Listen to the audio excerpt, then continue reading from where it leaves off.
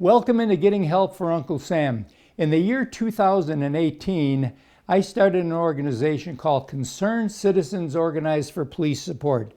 Purpose was to give support to law enforcement in all the work that they do on a day-to-day basis. When I put the organization together, one of the first persons that I approached to see what I was doing is the sheriff of Montgomery County, Sheriff Derrick Cunningham. He looked at it and he said, "Give me a thumbs up." Said, "We're ready to go." Today we have as our guest Sheriff Derrick Cunningham. You've been the sheriff since 2015. Hard to believe.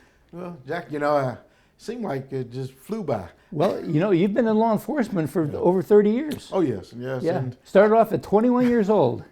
working at the Montgomery Police Department. Yes, you did. And just really, I've been blessed. I mean, just to be able to climb the ladder and to be able to be the sheriff of Montgomery County, it means a lot.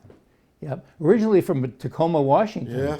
Yes. Yep. Migrated to Alabama with my parents and grew up in Tuscaloosa. That's right. Yes. Until 21 years old, you see this ad. We need tough people to get out here and do this job. From Mayor Fulmer. From Mayor Fulmer, yeah. And a lot of people remember Mayor Fulmer. Yeah. It's amazing. But it's very interesting, Sheriff Cunningham. What I did when I put the organization together, there was two reasons I did it. First and foremost, I was concerned about the amount of police officers being shot and killed in the line of duty.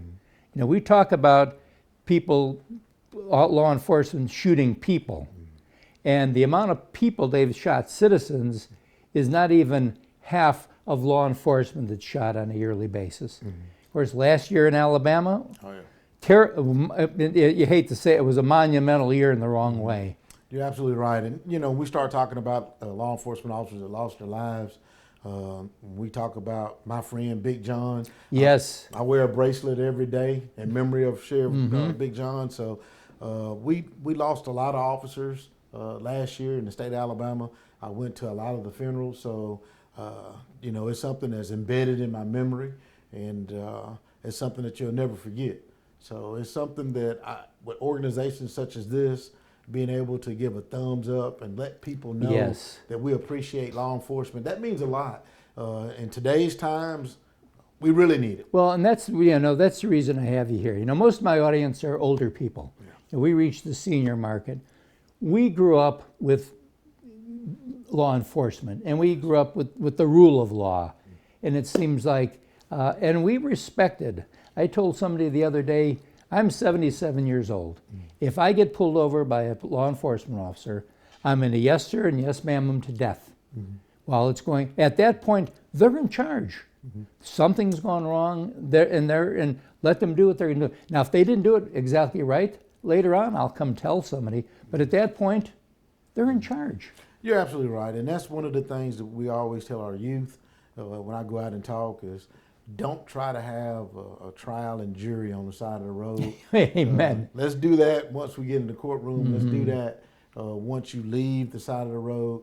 Call us. That's why we're in office. That's why you have sheriffs and police chiefs. Yes. Call and report suspicious activity and suspicious behavior because your eyes and ears, as we look at it for our law enforcement officers, every single day they go out and they're doing their job, and we are under that impression that they're doing their job the way that we expect for them to do. Yes. But with our citizens and with people reporting suspicious behaviors to us, that allows us to look into those bad behaviors. And that's the only way that we're going to be able to pick out the bad apples is by the community letting us know that we have bad apples.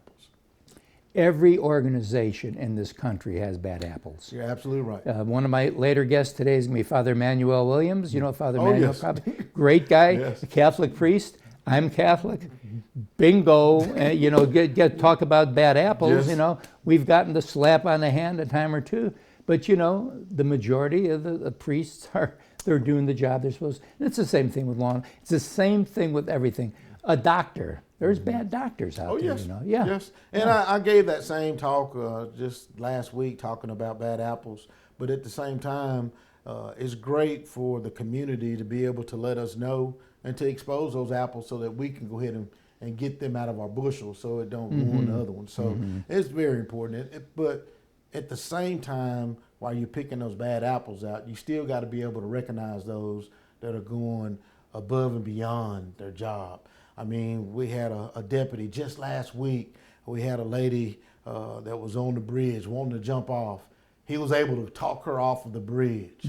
But those are the stories that I think the community need to hear about. And that's those, the guy we'll honor. That's what Absolutely. I'm saying. Yeah. You're absolutely right. Yeah. You'll see him. You'll see him. You will Yeah. see him because what he did by stopping his car and getting out of his car and running up to the bridge and talking to this person. And we talk about de-escalation all the time on a national level. And I keep telling people that I've trained over 70% of my agency in de-escalation tactics. That's my jail and that's my people on the road. So they go to school to learn de-escalation tactics. So therefore, they know how to talk with a person that's in a crisis mode. And we need that. And he was able to talk this person that's in a crisis mode off of a bridge and to get that person to the hospital so they can get treatment. So that's what we're starting to see law enforcement starting to do nationally, is to be able to communicate. The times are out for us to be able to drive up on the scene and say, well, I'm gonna be here 5 minutes. No. You can't put a time frame on it. No. It takes time. No. It takes time. I may come to your house on a burglary. Yeah. And you want to tell me everything that took place, and you may tell me something that may spark some interest in our conversation and say, dang, this same type situation happened at a burglary not just recently.